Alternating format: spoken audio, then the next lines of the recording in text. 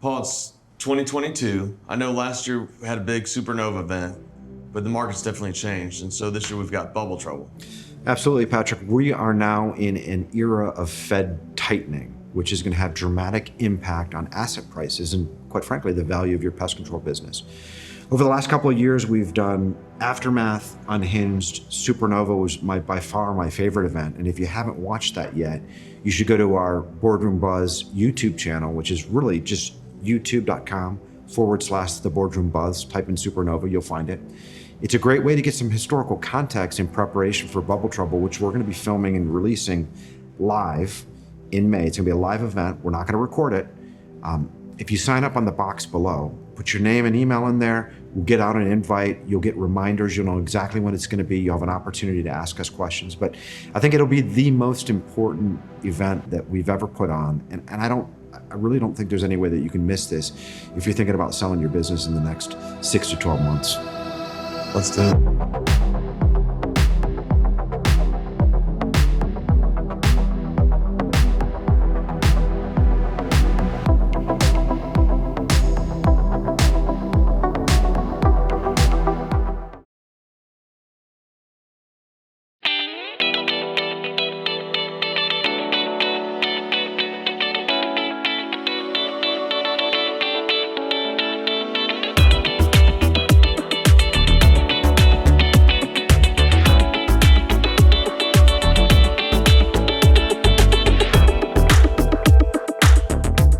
Frank and Cindy Miller, welcome to San Juan, Puerto Rico.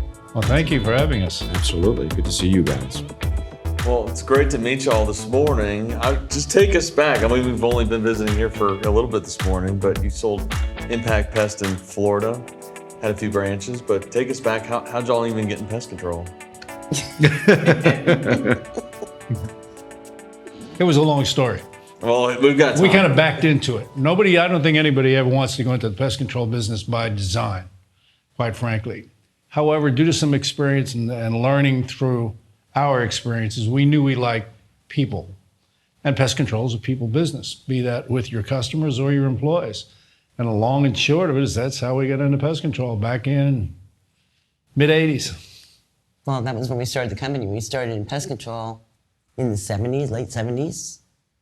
And basically, the company we were with, or Frank was with, moved him so many times that I ended up applying for a job with them, so they would know why I had different addresses. Well, you guys are New York. You're New Yorkers, transplanted to Florida. Yes. 35 years ago? 1978. Okay. Well, Frank called me and said, "We're moving to Florida, so I can work for this company." And I said, "You want me to move to Florida so you can be a bug man?" He's like, "Well, you don't understand the Florida pest control industry," and that was the beginning of it. So were you in pest control in New York? No. So new to Florida, new to pest control. And what was that phone call like? Why Florida? How'd that even happen? Florida was an open market at that point along the way. It was a different Florida than it is today. Not as congested. And it was just a land of opportunity. So we came down. I had some experience in the military. I spent many years in the military. I was a fireman and paramedic, came down, took a job as a fireman and a paramedic, and took a job as a pest control operator, working for Arab Pest Control back in the day. Okay. One thing led to the next, and it was don't confuse roles. You want to be a bug guy, when you want to be a paramedic, and I was off and running. Then how did you sucker Cindy into the business? Actually, it wasn't Frank who suckered me in. It was, for one thing, when we kept moving, and then they had a very small startup branch in Port Charlotte. And the manager of that branch was desperate for help. And he wanted his wife to work for him. And she said, "I can't do it, Cindy." So he asked me to work for him. So Frank and I never actually worked together when we worked at that company, but we both worked for the same company. That was with Arab? Arab Termite and Pest Control of Florida. Okay. Yeah. And then you decided enough of that and just do it on your own? It was ultimately acquired by Waste Management, right? It was. Yes, Frank? it was. Arab was ultimately acquired by Waste, and then Terminex took out Waste, and they are where they are today. We had some great guidance, great tutelage. Larry Davis was a great leader. Pam Jordan Top then, Pam Jordan Wolf today, gave us the opportunity along with Larry. Randy Bourne, God bless his soul, he passed. Mm-hmm. It was just a great opportunity. There was a lot of camaraderie in the company. We saw it grow We saw how to make things happen. They had great values. And with those values, we thought we could adopt and modify to be better. Okay. And that was pretty much like I think any PCO gets started in the business. I see a better way. And that's why we started the company. And I guess we were kind of fortunate. Right place, right time. A little luck and a little brains. What was the startup story like? So you left Arab and We- hung a shingle or what? We had done a business plan Okay. because we were thinking about this. Okay. So we didn't just leave without knowing what we were doing. Yeah, we spent probably 2, 3, 4 months on a business plan before we actually entered. Because when I left Arab, I had a non-compete. So I didn't want to compete in the areas that I had it. And I'm just a man of my words, the way I operate. We did not. We just executed a business plan. Went out the first day, knocked on a few doors, said, hey, you need a bug guy?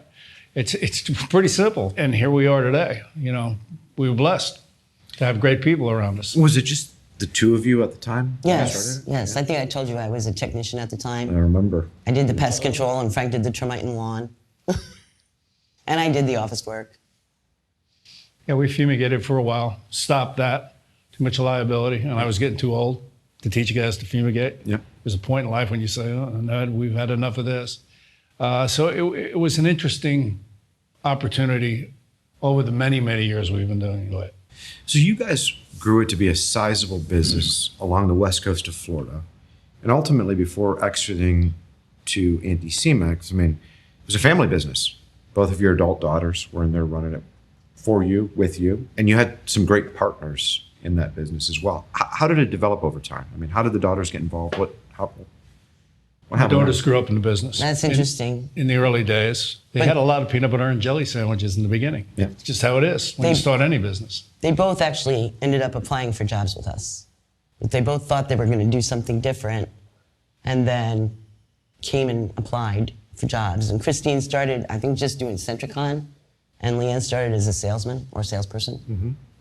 I'm wondering about the dynamic, just picking this up. Like, how did you two balance, like, the married life and your skills? How did you work together? Funny you should ask that. A lot of people have asked that. There were times it was very difficult, to say the least. You know, we have contrasting backgrounds to some extent. Cindy was in college while I was in the Army in the 60s, so you can just figure that one out for yourself. Just giving away your age, I'm sorry. No, I was a hippie and he was in the military. Okay. Work.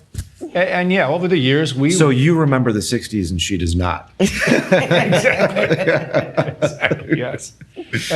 You know, it was difficult. There were times when, you know, you didn't want to bring the job home. Yep. But being a PCO, you bring the job home anyway. You just can never give it up because it's one of those industries that families are involved. And then, you know, I think the main thrust of the industry, 75, 80% of it, if I had a guess at a number, is small operators, small businesses, small to medium size. And then you've got the bigger companies like Anticimex and Rollins Corporation and Terminex. And they're a different model. They have a different business model. So we would bring it home, and the girls would hear that, our daughters as they were younger. So they kind of learned through assimilation.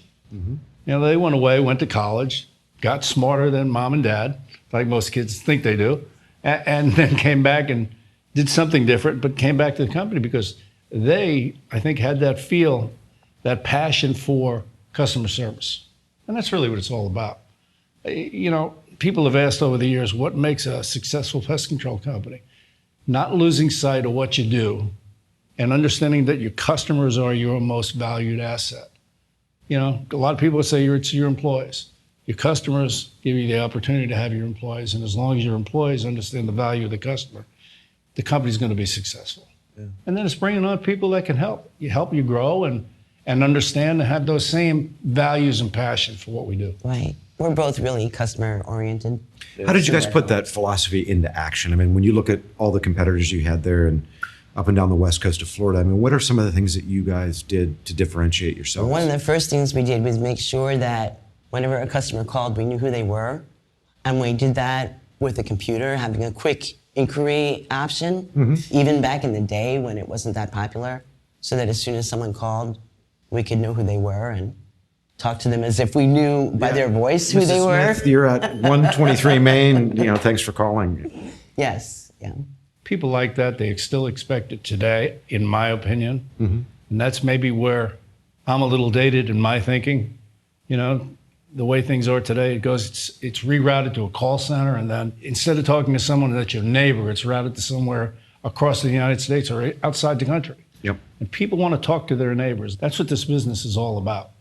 They want to understand who they're talking to. You know, they want to see you in the grocery store. They want to see their technicians at the shopping center or whatever it may be. That's what makes a business, in my opinion, successful. There was a study done a long time ago about, I guess when they first came out with press 1 for this and 2 for that, and it was about pest control customers, and it said they not only want a live person to answer the phone, they want to know who it is. Like it's going to be the guy's wife. So we always made it a point to say our name. Thank you for calling Impact, this is Cindy. Or whoever it is that answers the phone, so they could feel like they knew who they were going to talk to, even though we had to kind of thing it. Those little things. I'm wondering what Paul asked, like, what made you different? I know you two are competitors. I probably goes back all the way to you were a tech and you were a tech and you were competing, like who could get more production. That's what I picture in my head. But in the west coast of Florida, like the market, what really drove y'all like to be not just different, but like better? Y'all are hardwired to like, I'm going to one-up you, right? Yes. Yeah, pretty much. That's the way, at least that's the way the different offices ran. What made us, I think, what differentiated us from any other company was the fact that we were actually customer-centric. And I know it's easy to say, and it's hard to understand, but you got to get that value and have people understand it. If you really love your customers and you really take care of your customers and appreciate what they've done for you, taking a chance, especially on a new company, that's what made us different. Because the big companies couldn't do that. Yeah. And we wanted to position ourselves between the one-man operator and the big corporations. We just wanted to sit below them and be somewhat of a nuisance. And I think that's really where we positioned ourselves because of our customer-centric, is the word I use, service values. You know, we taught everybody, be concerned with your customer. Call them. They call you, call them back. Don't wait till tomorrow. Too many companies do that. Or they're going to process a call and technician gets back to them 5 days later. It's interesting. So when you, remind me, what year did you actually found the business when the two of you stepped out? Was that 1985. So we've got Michael Jackson doing the moonwalk. We've got still the kind of the end of the Cold War, but still crazy times. I mean, what were some of your aspirations when you, 1985, this was Reagan's Good Morning in America, right? Inflation had kind of died. Everyone's getting excited again. What were your aspirations? What did you say? We're going to build a massive valuable asset. We're going to sell it. Is it just a job for the two of you? No. We thought we were going to have multiple branches. We had like a picture of the area. Do you remember that? Yeah, it was in the business plan. We actually had laid it out in the business plan. We knew what we wanted to do. Okay. What was it? What did you want to do? We wanted to grow the company probably a little bigger than it is now, but that was about finding the right people the way we structured our organization. But we knew where we wanted to be, the market we wanted to be in.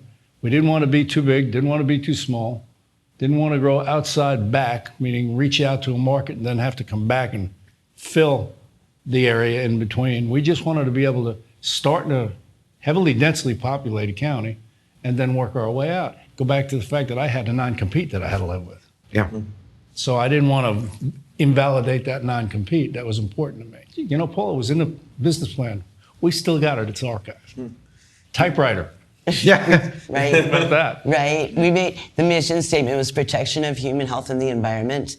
And in whatever it was, 40 or 50 pages, we spelled environment wrong every single place. I didn't realize it. Your daughters came in and fixed it, right? No, they were little then. We typed it up in the middle of the night because we were so, finally finished it. Let's type it up. And we spelled it wrong in every place. Yeah, there was no spell check. Whiteout. But mid 80s, was that, if you're saying you drew it out, was it with MapsCo?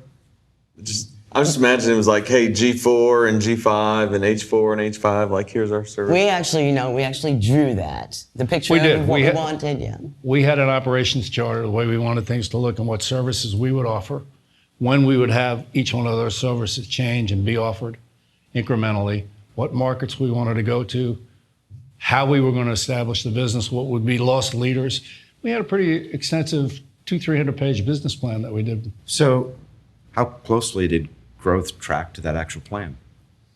Now that Well, in the beginning, it was very close, and it had to be because, you know, when you looked at the 5-year budgets, I mean, we had to pay our salaries, we had to pay for our trucks that we I had to bought. send 2 kids to college. did you take out loans to do this?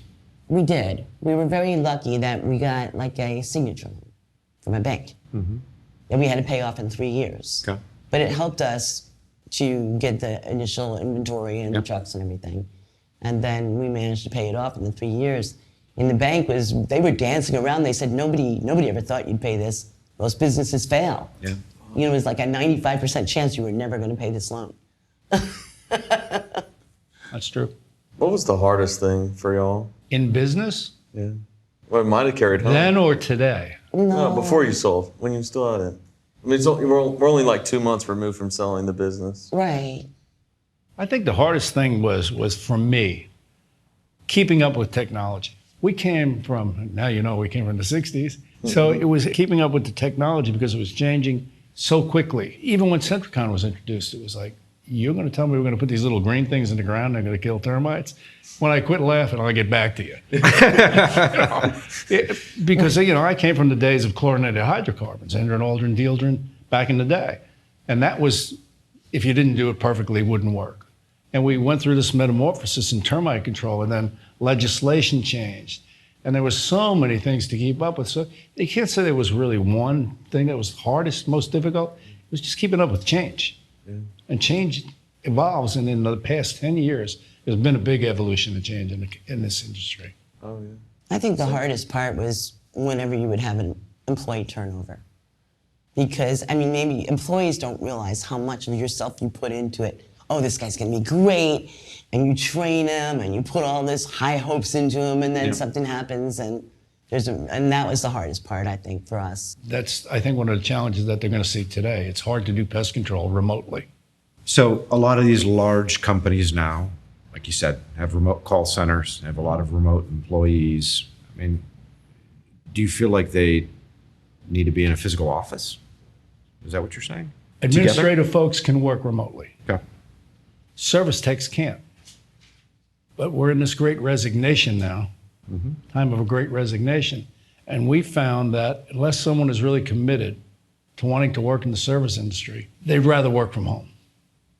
Be that as a result of COVID, be that a result of changing culturally, people just don't want to work. It's a shame. I mean, we've seen people be hired, even with the acquirer after we left. They'd be hired, onboarded, and wouldn't show up. So I think that's really difficult because the COVID changed things, just changed things, people's attitude about work. So you guys have been at this for decades. And so if we push COVID aside, let's just talk about some of the almost cultural demographic shifts that you've seen in frontline technicians from 25, 30 years ago to today. We'll look at millennials. Do you notice like a work ethic difference? To some extent, yes. Some of the young guys that we hired didn't want to go through the training. It's, I mean, 90 days maybe before you really feel comfortable as a pest control technician. Would you agree, Patrick? 90 days? Yeah. No, they thought that you're making me do too much work. It's like, we're not asking you for a 4-year degree. Yeah. We're giving you this training, and it's only 90 days. And they would quit because they thought it was too much. So we did see some of that, and which really didn't happen in the past. People were pleased to get pet training in pest control. It was one of the few areas where you could end up with the same certificate as someone with a 4-year college degree. It's one of the few careers where that is still possible. You two are kind of a rare breed of a husband and wife that has a family business, that has children involved in the business, where it's successful. You know, I used to write, Cindy, about SOBs, right? Sons of businessmen. And a lot of these kids, unfortunately, turn into kind of spoiled brats. Some of them are morons. But you have 2 daughters in this business that were extremely active. You know, they're active in the industry. They're active, very active in your business. When we were at the closing dinner, both of them were just ecstatic for the 2 of you and your partners. What was that like in the home? How did you create that sort of environment where these 2 women were successful in their own right in the family business? Well, part of it is we always, work is work. So it wasn't like you went into work thinking you're related. You go into work to do your job, whether you're working with your husband or you're a parent. or someone you don't know. It's all work is work. Yep. So they knew that going in. They knew they weren't going to get any special treatment. They started from the bottom, worked their way up. Were they both technicians? Kristine was, Leanne was sales. Okay. Started in sales. Okay. And both of them knew office work too from when they were younger. So, I think that had a lot to do with it, is they just went in knowing that this was their job and this is how they had to do it. And then when we decided they should start running the business, we had kind of a multi-year plan of how we were gonna teach them everything and turn it over. They had to go up the ranks like any other employee. Oh, They had to absolutely. prove their mettle. If anything, we were more tough on them, so that nobody would say they were getting special treatment. Did you two ever at any point in time say, Leanne, Kristine, why are you doing this? Go off, do something else. Why do you want to be involved in this? They had their opportunity to do that.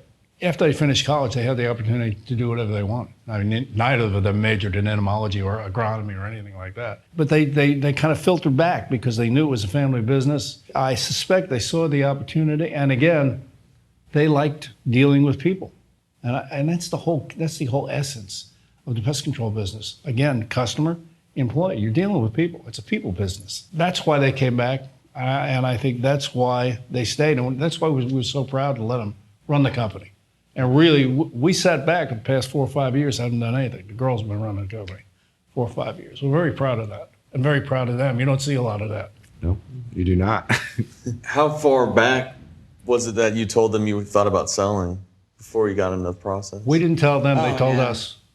Yeah. Oh, wow. Yeah, multiples are pretty strong right now. Mom, Dad, we like to run the business because that was the original plan. We weren't going to sell it to them on our demise. We were going to give it to them. Pretty simple. They came and said to multiples, you guys just really need to take a look at this. So we did, and we asked them, well, what do you want to do? And they said, well, we'd love to stay with the acquirer if it goes that way, but we'll figure something out. Don't worry about us.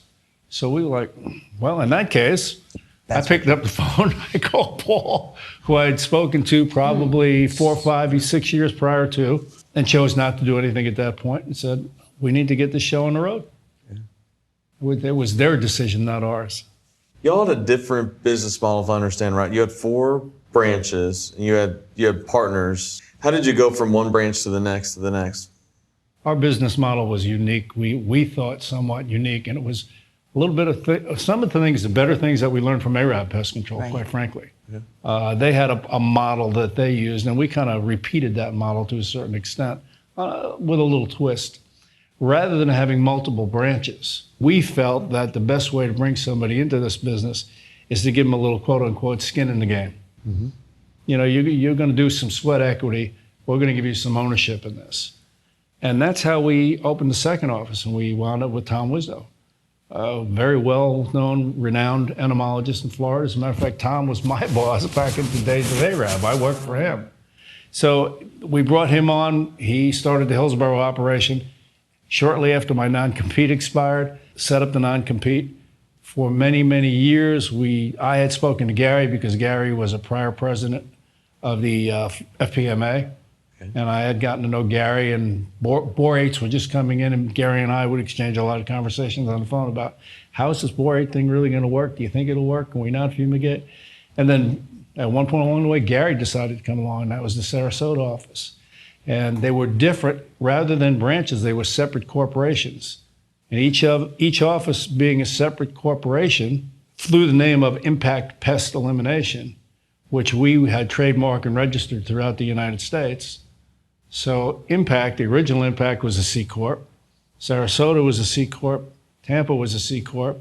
And our office in Pasco was an S Corp run by Donnie Karcher, who was an employee of the company, was a young man that had great opportunity. He was the right guy. He had the heart, he had the passion. So we brought him in. So each one of the offices were different companies, which was kind of a variant of the way Arab did things. We were the major shareholders. They were partial shareholders, but they had a fair amount of stock in each one of the companies. Back many years ago, Arab had a similar model. They called it 50-50 branches or something. Mm-hmm. Okay. And then they bought them all back. So it wasn't like we invented this idea. It had been done before, but it worked really well. How was it different than Arab's? How did you adapt it? Arab was 50-50. The company owned 50%, and whoever their chosen person was owned 50%. Well, that's kind of difficult. When I spoke to our attorney about that, he said, you didn't want to go there. He said, you want to have a 5149. Somebody's got to be in Somebody's control. got to be a decision Exactly. maker. Otherwise, you could have a hung jury forever. Yep. So that's the way we set it up with the 51-49%. And it worked well for us. I'm not a micromanager. You know, we put them out and let them run. We didn't really tell Tom and Gary what to do with their companies unless they were going to do something that was totally a bad idea. Yeah, if it was detrimental, we'd stop them. But we all used the same contracts. We all The used the business same was logos. uniform, though. Like, the only way that you could tell that they were actual different businesses is by looking at the organization chart of entities. Other than that, like, everything was consistent. Everything was exactly the same. Everything was consistent. There were little differences in the way they approached bringing in new business in each one of the offices. Gary was a little different, pursued more of a new builder concept, and Tom worked more with realtors in Tampa. Donnie was working more with new construction in Pasco County. So they were all a little different, but when you looked at the big picture, it looked the same. If you dug a little deeper, Yep. it was a little confusing, which made the transaction very complicated Complex. because it was Tell me about it. times 4. Yeah. It wasn't one big transaction, and it was a stock transaction rather than an asset transaction, which was, for us, overwhelming.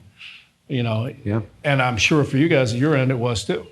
I mean, for 15 years, we didn't see any share deals in the industry, and it's really been the last couple of years that we're seeing that. And I think this year might be the last year we'll probably see that for a while, actually. I think that's going to start going the other way soon.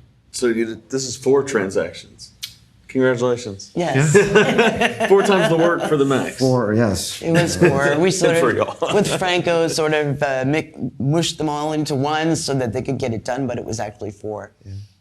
But between the 4 branches, did their service areas ever get into each other? Is the Yes. Pope Catholic? Yes. You can I bet. see there's a competitive, like, get out, hey, get out, get out. Yes, Exactly. We had a lot of that, and when we get, we had a lot of behind-the-scenes conversations Yeah. on those Tell items. Tell us about that. Well, it was easy when you got a referral to go to another county. Yeah. And pretty much our dividing lines were counties. And it was just easy when you got a referral to move in and just say, well, I'll just go do it. Who's going to know?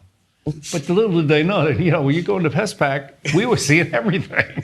So, Did y'all say anything? When Tom Or you stopped just by let our them- office for coffee, it was like, why are you in Tarpon Springs? yeah, like, gee, So- I saw a truck and it didn't look like, it didn't have that number 101 on the fleet, our fleet number. It had 205, which is a different fleet Yep. number for Yeah. the other branch. Why was that way south into our county? Yeah. End up in the ditch on the side of the road, far from out. And I think that happens. Any office that has multiple operations, that's going to happen. Yeah. You just kind of sneak in, grab it, and go. Yeah. So did y'all police it, or did they police each other? They policed each other. I policed them to a certain percent, but it goes back to that competitive edge, and I didn't want to be overbearing. Yeah. You put the right man in a position or the right woman in a position and let them run. Hand them the ball and say, now it's your time. Do it. Show me what you got. I'll stop you if you're going to do the wrong thing. But if you're not, just go with it. So, yeah, there was a certain amount. We let them get away with it here and there. There wasn't an overabundance. It wasn't detrimental. Let me ask you this. So we see a lot. Well, I shouldn't say a lot. I see it 10% of the time. You'll have these firms out there that use the sort of ownership structure you do. And it's way more common in kind of the LDS community and the door knocking type businesses where they'll have a majority partner in one office and then minority partners. In traditional business, it's much more rare. But do you believe that setting the model up that way, where you had partners that came in, had a significant stake in the outcome, do you believe that allowed you to grow that business more rapidly and more robustly than had the two of you stayed at the helm yourselves? Absolutely. Absolutely, because each one of our offices started with customer number 1. Yep. It wasn't like there was a base to start with, so you really are working your tail off in a situation like that. And it was only because they had a vested interest in growing each one of those companies that they would put that kind of effort into it. I remember the first time Gary called me and said he wanted a raise. I'm like, well, you have to create the revenue to pay for the raise, Gary. Go ahead. Yeah. Did he make it happen? Oh, absolutely, absolutely. Well, you guys got fortunate. I mean, you were very fortunate that you had great partners. Yes. These two were, Tom and Gary, great guys. And what, if we take a stroll down memory lane with Tom and Gary, what years roughly did those guys come in and establish those offices? 99 for Tom and 2001, at the end of 2001 for Gary. Okay. December. Just to get big tax benefits at the sale. Yeah. They got extra write-offs. That's right, I remember They that. did, yeah. right, because they were late enough to get the special tax treatment. Yeah. Qualified small business. Mexicans said they hit the jackpot. Yes, you did. Was this the C Corp thing? Well, Yes. yeah. So there was legislation where, yes, that was related to the C Corp thing. Yes, yeah, they were in at the right time. Those two. Yeah, they were. We were not. No. Oh. I'm curious, between the branches, did you help encourage the competitive nature of the business? Were they like ribbing each other, like, "Hey, Paul, I've made 10,000 more than you last month, sucker, click"? Absolutely. Absolutely. We posted weekly, monthly, What the end of the month performance End of the month review, reports and- which branch was top in growth, and which branch who achieves the highest growth, Yeah. who achieved their numbers, who surpassed their revenue numbers, who surpassed their sales numbers. It was very competitive. But we come from that competitive generation. We couldn't help it. It's the way we were. to some extent we were competitive before we all worked together. Even when we were with separate companies, we sort of Oh, okay. rubbed each other or ribbed each other and stuff. Yeah. So it was natural to do it once we were all together. And when you're starting with customer number one, you have to stay motivated. Who's going to keep you motivated? So we would just egg each other on in order to stay motivated, keep going. Otherwise it gets hard and not fun. Yeah. Did that help keep everyone motivated on the same page, like moving forward the same direction, or was it ever divisive? No, never. No. We never found any type of divisiveness with that. It really pulled people together because it pulled the whole team together. Yeah.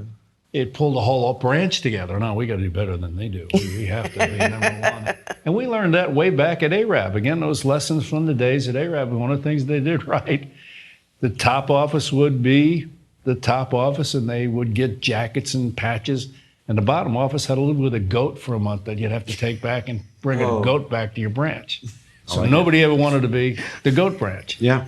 So, we had that competitive spirit built in, and it was fun. We enjoyed it. Yeah. What about collaboration? You said one of the partners was an entomologist, so I would say you could lean on his technical strengths. Absolutely, yeah. So did they work well together? I know there's a competitive nature, but did they also work well and help each other? We all worked well together and helped each other with everything.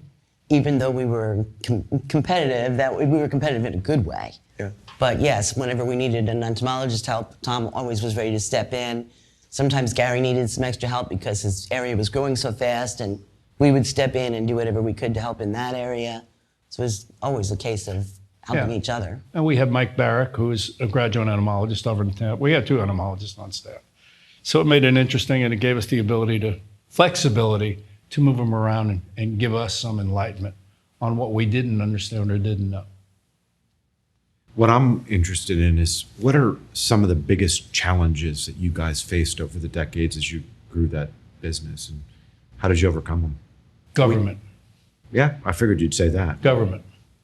The government needs to get out of the small businessman's way and let him excel. Just that simple. The government constraints have a place, but when they become overly abundant, it's detrimental to small business. It hurts your pocketbook, it hurts your bottom line, which, in turn, hurts your employees. Somebody's got to pay for this stuff. For the younger business guys out there that, were born in the 80s, I mean, what's business like now versus 1985 from a government regulatory pain in the ass filings perspective and everything else that goes along with it? Well, first I would say that we decided from the beginning when we first started our company that if we saw some kind of new law coming, we would get ahead of it rather than trying to fight it and being dragged in at the last minute. Mm-hmm. So I think that really helped us. Even though we didn't like all the government regulation, we would jump on it and figure out how to make it work. And Frank, when you talk about government, you're not just talking about regulatory agencies involved in pest control. You're talking about like HR laws, drugs, the whole 9 yards. Exactly. The laws that EPA, DAX in Florida, they were all easy to work with because it made sense. Yep. But it was the legislation that was brought in, again, as you mentioned, HR, tax laws change. It was just very difficult to keep up with. And then there were changes in the internet and what you could say and not say on the internet. You had to be careful with this and that. Very difficult to deal with and very expensive to handle. The big companies have specialists in each one of those arenas. Yeah. HR department, they get somebody comes in and does vehicles, and they'll have another individual that may have another specialty. We had to do it all and deal with it all. So we had, our resources were attorneys. We had one HR attorney. Joan, can you look at our handbook, make sure everything's right? And then annually, you had to pay her to update the handbook to make sure he was compliant. Yeah. Well, some of the forms they make you fill out, even like for the health laws. They're impossible to interpret. No, they want you to have someone who's paid to do that. Well, we're in a business of killing bugs. We are not sit at a desk people. We're out there, in the field, talking to customers, kill their bugs, whatever. We don't want to sit at a desk and fill out 1 million forms. I don't know why they don't think of these things when they make these laws. Not everybody sits at desks and fills out forms. And heaven help you if you had to call IRS and sit on the phone for 8 hours to talk to somebody that would inadvertently disconnect the call. Well, that sounds like what you'll miss the most, or least about the business. What will you miss the most? Getting up every day with a purpose. People contact. People contact. I enjoyed going to my office every day. I was always the first one there for many, many, many years until the girls took over. And then I wound up being a coffee person. They had another name for me, but I would go in and buy them coffee every day. I think it's that contact with the people. We really are a people person. My military service, I was kind of lonely in what I did, kind of quiet environment. As a paramedic and firefighter, I was a people person. And in the pest control industry, you're a people person. The bugs are a mean to an end. Let's put it that way. If you like people, and that's what I think I'll miss the most. That's why I'm looking for a job, because I don't want to sit home and do nothing. And that's what I always said. Nobody goes into pest control. It's not killing the bugs. It's the raving fans. Mm-hmm. It's the ladies like, oh, thank goodness you're here. I saw ants in my kitchen. That's what keeps people involved, not killing the actual bugs. Yeah, I'm curious what's next for y'all. Good question. We're searching right now. We're asking for jobs. Yeah. The resumes are ready, right? Well, my cardiologist told me I can recertify my paramedic's license, go to work for him. Take blood pressure, put the thing on your finger, your oxygen is good. Run a couple EKGs. Good part-time work. I don't know. BMW offered me a job. You're a BMW guy. Want to sell cars? So I don't know. We're sort of searching. Tell you the truth. Be honest. Yeah. Maybe We're looking. too soon for us to know. Yeah. Like, has it sunk in yet? And like, you relaxed at all, or is it just like, what's next? No, it is sinking in. It's not done sinking in. Yeah. You guys have obviously watched a lot of M&A take place for decades. You've seen it. What sort of concerns did you have about your team going into the process, and what sort of concerns might you have for them today? The biggest concern was that if we would be acquired by a company where everything would be redundant and they'd be letting people go, combining routes, combining office, all that kind of stuff, and then our people wouldn't have their jobs. And not only that, if their customers are all getting new people answering the phones and new technicians and all, then the customers would be unhappy. And again, it continues. You'll hear me just replay on a continuous loop. People, people, people. Those are our concerns. Our protection of our employees and protection for our customers. I never wanted to hide from any of our customers because we sold the company to somebody that did a really bad job. I always, if they're walking down the aisle in a grocery store, I want to say, hey, how are you doing, Paul? Good to see you. I don't want to have to go run and hide somewhere because the customer came and, oh, what did you do to me? We did tell them that. We said we don't want to hide behind the cereal boxes when we're in the grocery store because the customer's coming. Well, on that topic, Frank, it's one of these things that I see over and over is that it's impossible for these acquirers to get the financial returns they need by running the business in the same manner that you guys ran that business. And there's no way they can have that sort of high touch, which in a lot of ways is really, and this is a question I'm wondering if you agree with me or disagree with me on this. I think this is one of the most important competitive advantages smaller private firms could have against the bigger players is the high touch with the customer. The local folks dealing with local customers. Mm-hmm. And high touch. To some extent, I don't agree. To some extent, I think that it's possible to create the high touch, even with something like a call center. It depends on the kind of training that you give them. If you have people that are there longer, that are more experienced and used to the customers, you can develop that same kind of rapport with the customers that you can at a branch level. Maybe it's not enough where you know where everybody's neighborhood is, but you can still use the same techniques of knowing who they are when they call by bringing it up on the computer. Hi, Mrs. Jones, how are you? You know, you can see everything about them right in front of you. You know, I heard you were having problems with ants. Do you need us back out there? And make that same kind of feeling of high touch. And I believe it no matter how big your company is, depending on how you manage your branches, because after all, a branch is still a branch. So you still have within that entity the family kind of feel. And then you can create that, I think, with the rest of the company, or at least we've seen it done with bigger companies before. In Florida, as the demographics have changed over the decades, right? I mean, it used to be largely native Floridians. Now, up and down the West Coast, you got people from all over the place. You know, has the cultural identity, so to speak, of the customers changed the way that you guys have had to run that business? To some extent, yes. Again, customers like that. They want to have their cake and eat it too, which is understandable. I get it. The younger demographics of folks moving in want more texting, more ability to, you know, don't call me and remind me, you come and text me and remind me. Yeah. Where you've got the other demographic that says, wants the personal touch, you need to call me and remind me. Yeah. So you kind of spread 50-50. We saw the same thing happening with marketing. Newspaper and TV was great for a while. Now it's all internet advertising because I want to check out your background. How many stars do you have? So yeah, there's been somewhat of a change, and that's where the girls came into play. They had a better understanding of that than I did. I was kind of old school and continue to be. Do you still use a paper copy of the Yellow Pages, Frank? Very small. Very small. And that seems to be one of the things that the industry does is you open the Yellow Pages, everybody's got a full page ad. It's throwing good money after bad, in my opinion. Yeah. Well, the customers are younger for sure. I mean, they're more the age of Kristine and Leanne than our age. So, you know, they want to deal with the younger generation. I really think the younger generation at Impact makes fun of us to a certain extent. They do. And that's okay. I'm sure they do. I still want to know what they called the coffee guy over here. What was your nickname? Tell us if they made fun of you or not. Yeah, it's okay. Barista? No.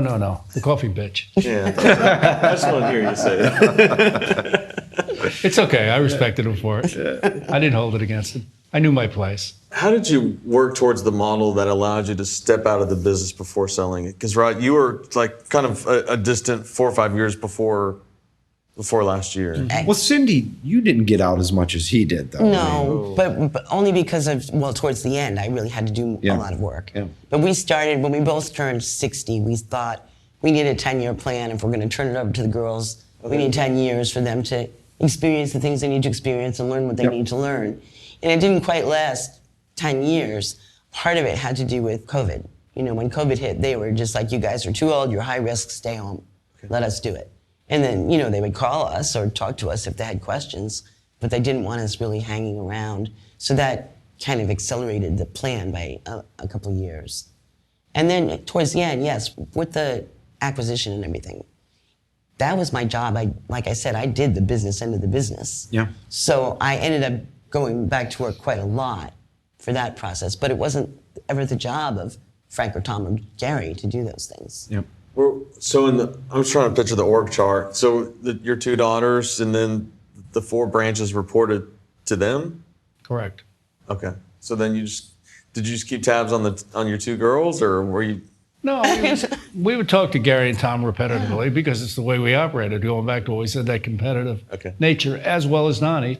And the girls would communicate with them as well quite a bit. And we had a separate operation which was called Administrative Services, which cleared all the paperwork from each one of the offices through Administrative Services. So each office would bring in their daily work, be uploaded, processed, payments processed by Administrative Services. So yeah, we kept in touch with everybody. Yeah, we interacted with everybody. Right to the end. A good day for me was when I walked into the office and they said, "Cindy, we have a question." I was like, "Great, I have a reason to be here today." That's so rewarding. Yeah, Tom and Gary, how do you tell people with that kind of experience what to do? They could figure it out easy. That's why it was all about people, back to that circle of people. Right people, right place, right time. It flipped it on its head for a second. When you said field employees or technicians are better being centralized or working together in an office, and the almost admin or office workers could work from home. To me, it's backwards. My head's still thinking, trying to wrap my head around it. But what purpose does that serve? In a way, I can explain, and I don't know, again, with talking about the younger generation, how relevant this is, but your business has the population that's around it. There is the people that work for the company, they're the closest. Then there's your customers who are sort of in between, they're loyal to your company, but they don't work there. And then there's the rest of the general public that is not. Now your technicians are swimming around in that middle ground, being affected by the outside population that maybe thinks they don't know you, or you're too expensive, or whatever. And the customers, but they need to touch base with the inner circle, the ones that work there. And so coming into the office, and especially sometimes they had a bad day, or they had an especially good sale, or something like that, they would come into the office just to talk to the admin, to brag. I mean, you may have seen it at your company, Patrick. You wouldn't believe the job I had today. They have to tell someone. If the supervisor wasn't there, it was the people in the office. But they had to be able to touch base and not always be affected by the outside circles who don't bring them into the company. The general population and the customers don't pull them in. So that is a reason why maybe not every day that they need to be there, but they need to be there frequently enough to touch base, to come home, so to speak. Yeah, even if somebody handed them a bottle of Gatorade in August in Florida, when it's just devastatingly hot out. Those kind of little touches, that family feel between all the different service areas, all the different service techs, makes a big difference. And that was one of the features that really, quite frankly, Kristine and Leanne brought to the company, is that more of a family touch between all of the employees, bringing everybody together. And it worked very well for us. Will it work for everybody? I don't know. It worked great for us, for our business model. And that was the important thing. Did the technicians come and go, or was it scheduled like, hey, the first Tuesday of the month, we're going to come have breakfast? Or we did annual meetings. We had our technicians until COVID were annually trained for CPR, which we thought was a little unusual for most companies. Because, with the older demographic in Florida, you never know. When your pest control guy might be there. It might be the last resort, yes. Wow. Call the bug guy, I need CPR. But it was, it was one of those little things. But we had them there every day. It just kind of worked for us. I don't know how to explain it. And we did training every Monday. So you weren't like the bigger companies that have meetings to have just to plan for the next meeting. You're guys. No, we were. No, we never believed in having either too many. No reports unless somebody read that report and used it for something. We didn't have just reports to be reports, and we didn't have meetings unless there was a purpose for it. Mostly, we had training meetings. It's actually spectacular that everyone that does these, anytime somebody sells a family business, I don't care if it's Anticimex, Rent-A-Kill, Terminate, it doesn't matter. They are shocked and astounded by how many meetings these companies have. Like the staff is just like, I'm constant. And now in the kind of the post-COVID era, it's all Zoom and team meetings, but it's like 3/4 of your day is on some sort of a Zoom meeting, rehashing, planning for the next meeting, touching base, and whatever the hell else they do. What was your meeting structures like? So you have the annual meeting. Your technicians would come into the office every morning, right? So technicians would come every morning. They'd have a little coffee. They'd exchange information amongst each other. I had this job yesterday. I had that. So they would learn from each other. Yep. Was the opportunity that they had. On Mondays, we would do training for 1 hour every Monday. And that was a feature that we really liked because we could teach them more than you'd learn at a CEU program, which, God bless them, all people have become too dependent on the distributors to do their education of their staff, yeah. So, with entomologists on staff, it gave us a good opportunity to do training, be it sales training, service training, customer training, telephone training, safety. We need safety. There's so many different things that you can cover in 52 Mondays. It's amazing. And it let the technicians touch each other, get close together. Here, well, I had this problem. How did you solve it? This way. And back to your comment on meetings, I understand meetings, and I understand that new companies they know what their ROI is projected to be. They know where they want to go with it. but they got to do a lot of meetings to understand the company and have the company that they acquired understand them. But Yeah. the caveat to that is they need to have meetings about customers too. They talk about themselves a lot, is what I say. Right now, because of the transition, I think that there's extra meetings because of that. I could be wrong, but because the problem is it's all too easy to fall into that trap as the company gets bigger and bigger. It's all too easy of falling into the trap of hiring too much middle management, making too many reports. You have people who are writing reports for people to read reports and no one's talking to a customer. And then you have a zillion meetings. And if you're not careful, you're going to fall into that trap because that's what happens. When you have a meeting that there's no end result, that, okay, here's what we're going to do. I told my daughters, because I know they have all these meetings. Every meeting, you will have 3 things that you want to accomplish in that meeting. No matter what they are, 3 things. And I don't care if you have 8 meetings in 2 days. Each one of them, you're going to have 3 things. Otherwise, they'll be in the same trap as everybody else of just having these meetings and then setting up another meeting to discuss it again. You mentioned there were, in these 52 weekly meetings, there was a good opportunity for technicians to touch themselves or touch each other. Was there ever instances of too much touching? Did that ever happen? But No, we can. Come on, really? no. Yes, yeah, it's fun. I'm sure in 40 years there was using a touching. There has to be politically correct touching. term. Come on. I'm trying to give you. Like, I want this to be like pest control reality, right? Like, there had Yes, to be. there were times where they would be chasing, but it was all fun, not bad in a way. But there Oh, were it should times be where they fun, were right? Like- chasing each other outside Okay. and tackling each other and things like that. Yeah, but and then you bring HR into the game. Well, you can't do that. That's not politically correct. yes. Nowadays, This law they wouldn't do changed. that. You can't say this to that person or that to that. Look, competition is important, in my opinion. People thrive on it. We were in a male-dominated business for many, many, many years. It's only starting to change now. But even the gals that worked for the company were very competitive as well because they got right into that competitive spirit along with everybody else. And it made it enjoyable. And it was a good exchange of information let's put it that way, instead of touching. We have a lot of chats over here about females out in the front line. I'm not talking about sales. I'm talking about as service technicians. And I know you were involved in that many, many years ago. Let's start with you, Frank, I guess. What's your thoughts on women as technicians? I think it's brilliant. I think the industry should find a way to bring more women in as technicians. It's pretty simple. If you were a woman and you had a male tech coming into the house and you wanted to do your hair or put on your makeup, you've got to do it before the male tech gets there. Yep. But gals work together better with women. So it's, sure, come on in. I'm going to be in the shower, do what you got to do and leave. So I think that women relate better together than guys do. We always found that even in a selling situation, the pest control decision was made by the woman. The termite control decision was always made by the man. You'd like to pull them, get together to agree, but that's just the way it worked.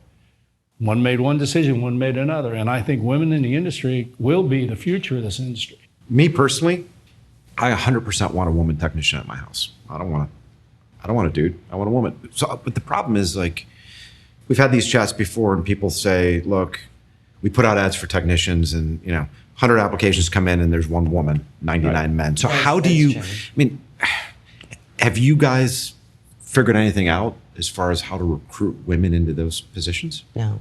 It's not some glamorous job that women wish they could do. They sort of fall into it by accident, I would think.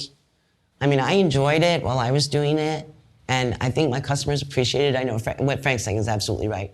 Talk to me while I put my makeup on, that kind of stuff. They were always comfortable when I was there. Yeah. But, and then when I first started, there were hardly any women in the business. There were a couple other women techs that I could think of. Cindy knows Shelby. Shelby, yes. But even in our area, there were a couple of women techs. And there were quite a few for a while there. And then it died down. And it went back to where, I was the only one at continuing education and all of that. But now it's picking up again. And I don't know how we could have gotten more in.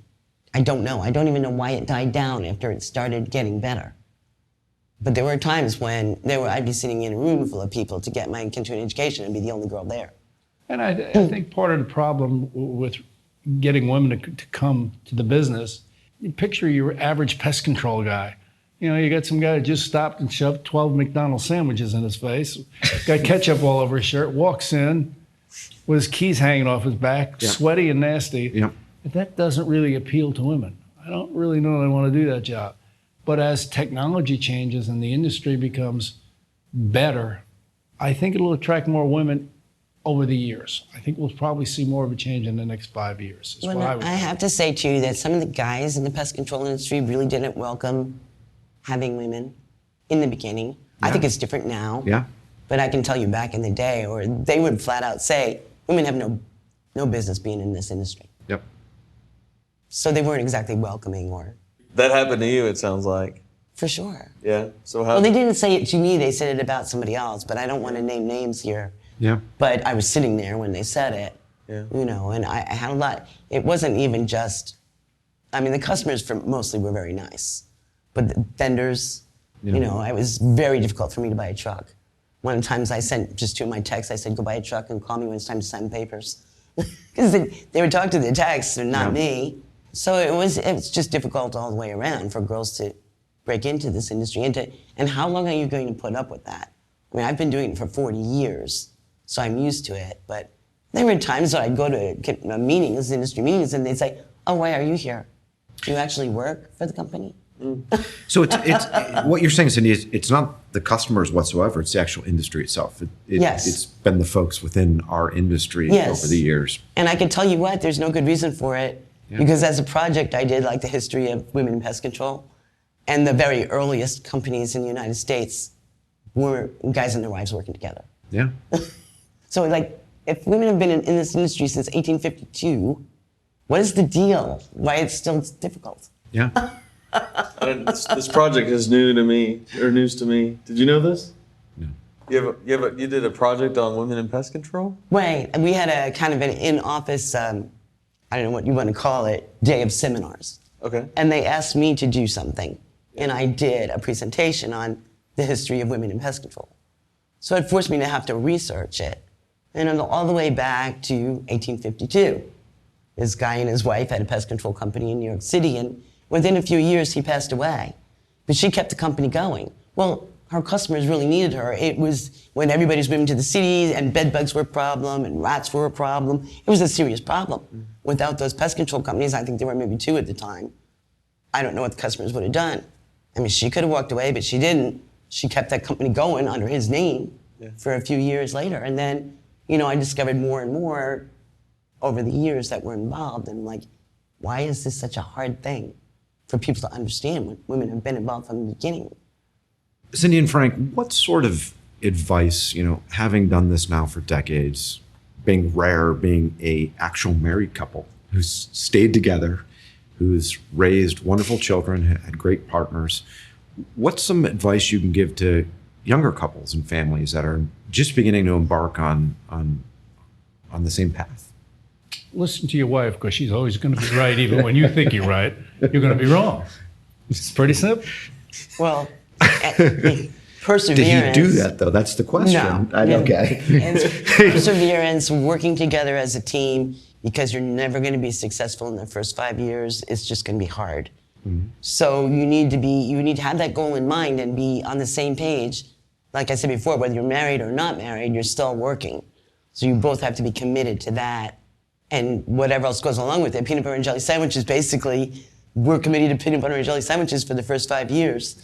On toast. On toast. A hot meal. That's good. meal. Hot meal. So you're basically saying, get ready to make the sacrifice together. Yes, absolutely. And most of the successful businesses I have looked at were husband and wife or family businesses. As you look back at your long and very successful career in pest control, what are some, what's something you're most grateful for? I'd have to say it was the education we got back in the day at ARAB, working for Larry Davis and Jerry Cole and Pam and the whole team there. We learned so much about the basics of the industry and what it was like to work for a good-sized family company. They gave us a picture of where we wanted to go. It taught us a little bit about values. If they were still here today, we probably wouldn't be. So I think that, combined with some of the advice from our attorneys and our accountants and the whole team, even down to Even you the guys, Mexican. helping us, guiding us through the difficult task that it was at the very back end to transact this deal, because it was very complex, which you don't expect. And you've heard me say before, it's easier to start a pest control company than it is to sell one. So yeah, there are a lot of people to thank over the years, our customers, every one of our valued employees. My daughters, Tom, Gary, Donnie, these people are all, you did a lot to help us be where we are today. I would also like to take the opportunity to thank the people at Arab Termite and Pest Control of Florida that really we learned a lot from, and they mentored us. And just even after we left, sometimes when we had questions, we would call and ask advice from them, because it was just the two of us who we were going to ask. Yep. But beyond that, yes, our employees and our partners, Tom and Gary and Donnie, we couldn't have done it without everybody. And of course, the wonderful customers that we've had. I mean, right down to customer number one, I think she still knows who she is. And she called up and said something one day, I was customer number one. But we've been blessed with really, really nice customers and great employees. Frank, Cindy, thank you so much for joining us today here in the boardroom down in Puerto Rico. Thank you for having us. Absolutely.